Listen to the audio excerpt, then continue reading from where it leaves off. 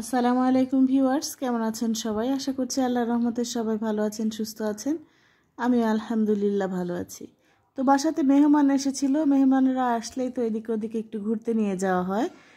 তো আমার মেহমানেরা বলছিল লালনে যাবে, তাই তাদের লালনে নিয়ে যাচ্ছি। তাহলে সঙ্গে থেকে দেখতে থাকুন লালনে যাওয়ার পর আমরা কি কি দেখি। তো আমার বাসা থেকে যেহেতু খুব একটা বেশি দূরে নয় লালন, তো চলে এসেছি। তারপরে আমরা গেট দিয়ে ঢুকে ভেতরে চলে যাচ্ছি।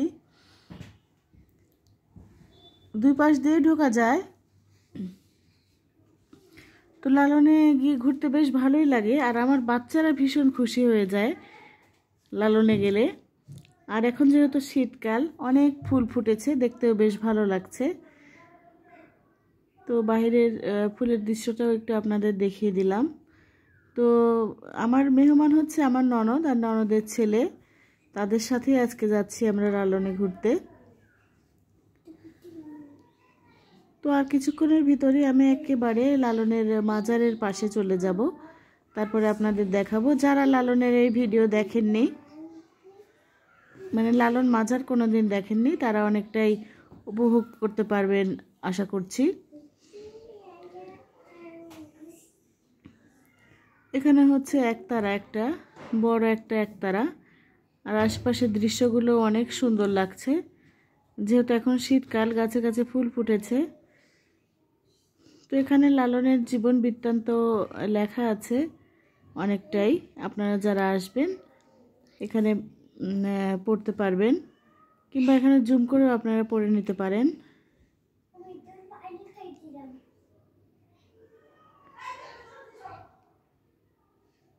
এখানে পড়লে লালন সম্পর্কে অনেক কিছুই জানা যায়।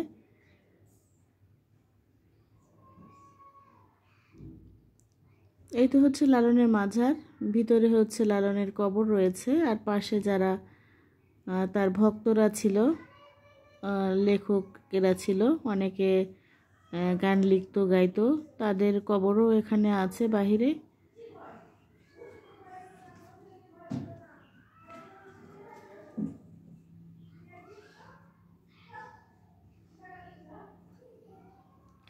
বেশ কয়েকটা কবর আছে বাইরে, আর ভেতরে রয়েছে লালনের কবর।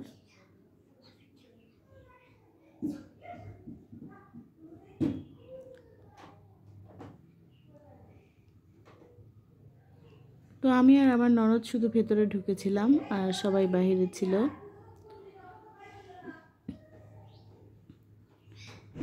আর এখানে যারা লালন ভক্ত থাকে তারা এখানে এসেছে। আর এখানে হচ্ছে গান বাজনা হয়। তো অনেক সময় বিকালে গান হয়, অনেক সময় হচ্ছে সন্ধ্যার পরেও হয়। তো আমরা যেদিন গিয়েছিলাম সেই দিন হচ্ছে মেলার পরপরই গিয়েছিলাম, এই কারণে একটু ভিড় কম ছিল। ওই পাশের হচ্ছে দৃশ্য আপনাদের দেখাবো লালনের। আমি মাজারের এই পাশে এসেছি, আর ওই পাশে যে লালন হচ্ছে যে নদীতে ভেসে এসেছিল সেই নদীও আপনাদের দেখাবো।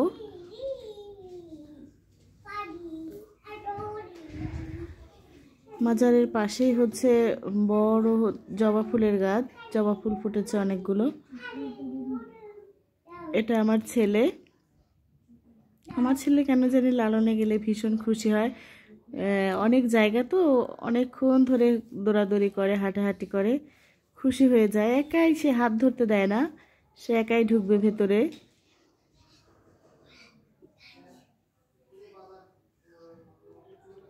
তো আমি আমার ননদকে নিয়ে ঘুরে ঘুরে দেখাচ্ছিলাম সব কিছু। যেহেতু আমার ননদ আর এর আগে কোনোদিন আসেনি, লালন দেখেনি, শুধু লালনের নাম শুনেছে। তো বলছিল যে বইয়ে লেখা আছে যে লালন ফকির, সেই লালন ফকিরের মাজার, এই কারণেই দেখাতে নিয়ে গিয়েছিলাম। এটা হচ্ছে মীর মুগ্ধের ছবি।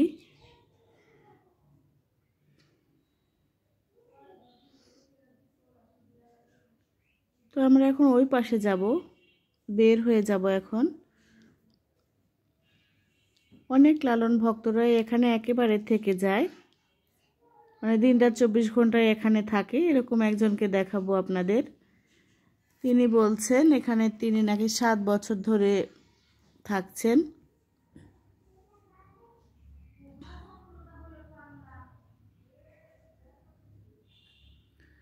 একতারার পাশে অনেকে দাঁড়িয়ে দাঁড়িয়ে ছবি উঠছিল।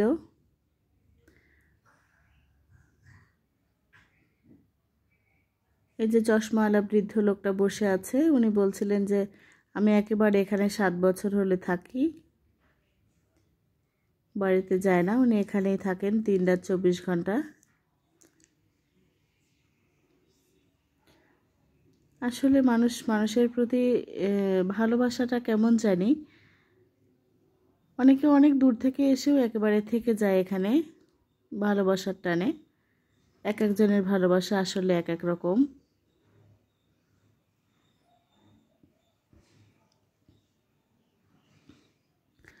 তো আমরা গেটের বাইরে চলে যাব এখন।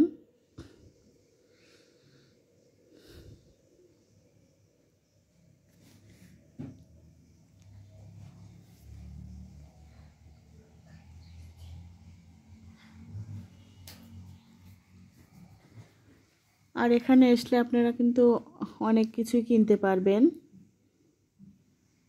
দোকানপাট রয়েছে প্রচুর। এখানে কুষ্টিয়ার বিখ্যাত তিলের খাজা, তিলের অনেক খাবার পাওয়া যায়।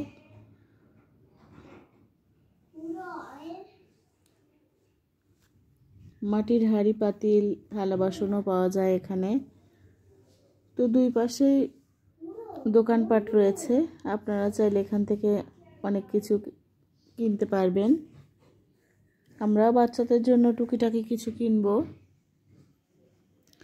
আর যেহেতু আমরা মেলার পরপরই গিয়েছিলাম, দোকানগুলো এখনো চলে যায়নি, অনেক দোকানই রয়েছে এপাশে।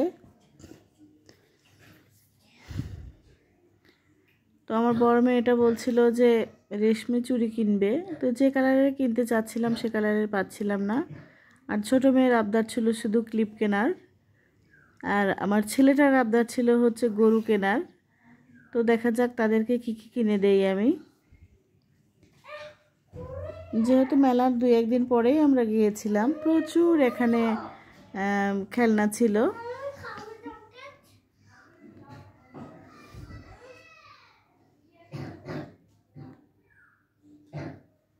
দোকানগুলো আমরা ঘুরে ঘুরে দেখছিলাম। এখানে খেলনার দোকান। আমার ছেলে তো গরু দেখা মাত্রই বলছে যে আমাকে গরু কিনে দাও আম্মু, আমি একটা গরু নিব। তো এই পাশে আমাদের মতো অনেকেই এসেছিল, এগুলো কিনতে ছিল, দেখছিল। তো মেলার পরে তো একটু সস্তাই বলে মনে হচ্ছিল সব জিনিসপত্র। আর এই দোকানটাতে পাওয়া যাচ্ছিল প্রচুর পরিমাণে কুকারিজ আইটেম। তো দামটা একটু বেশি বলে মনে হলো, তাই এখান থেকে আর আমরা কিছু কিনলাম না।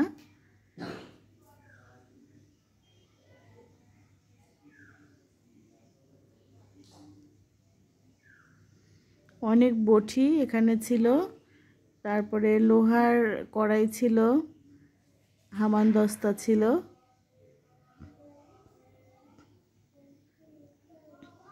অনেক কিছুই ছিল এই দোকানে।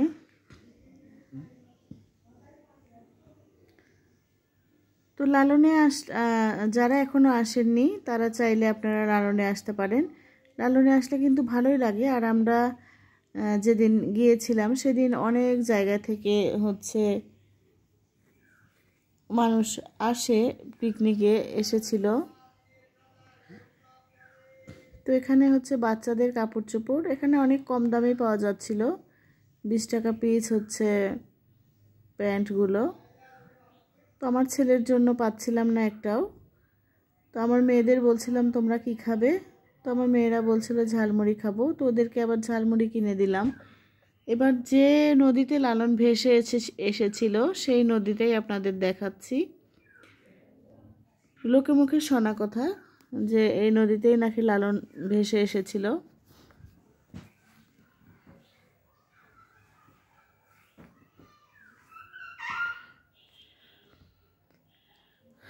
অনেকেই সেই পানিতে হাত মুখ ধোয়, পা ধুচ্ছে। আমি এর আগে গিয়েছিলাম, একেবারে নিচ পর্যন্ত নেমেছিলাম। আর এখানে দেখছিলাম যে ভাংড়িগুলো এখানে একেবারে টুকরো টুকরো করে ফেলেছে মেশিনের মাধ্যমে, তারপরে হচ্ছে শুকিয়ে বস্তায় ভরছে। অনেকে বলছে এটা দিয়ে নাকি স্যান্ডেলের ফিতা বানায়, আবার অনেকে বলছে যে এটা দিয়ে কী করে আমরা জানি না। তো আমার ছেলে ভীষণ খুশি, ওই যে হাতে একটা গরু নিয়ে এসে খুবই দৌড়াদৌড়ি করছিল আর ভীষণ খুশি ছিল।